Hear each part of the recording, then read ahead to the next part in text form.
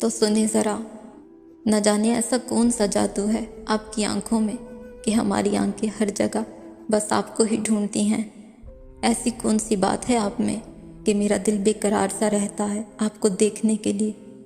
एक तुम्हारे ही ख्याल से ख़त्म होगा ये साल हमारा, और एक तुम्हारी ही ख्वाहिश से शुरू होगा ये साल हमारा।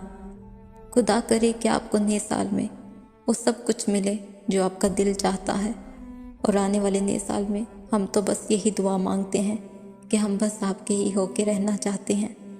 किस्मत से मिलते हैं सच्चा प्यार करने वाले, और मेरे नसीब में वो किस्मत है। ख्वाहिश नहीं है मुझे चांद और सितारों की, मेरी तो बस छोटी सी दुआ है कि आने वाले साल में आप हमारे साथ रहो और हमारा साथ ताउम्र तक बंधा रहे एक दूसरे के साथ। चाहे दिन बदले या साल, ये बस तुम्हें ही चाहती हैं, ये हरदम तुम्हारा ही होके रहना चाहती हैं। और आने वाला ये साल बहुत सारी खुशियाँ लेकर आए, और आपको नया साल बहुत बहुत मुबारक हो जाना।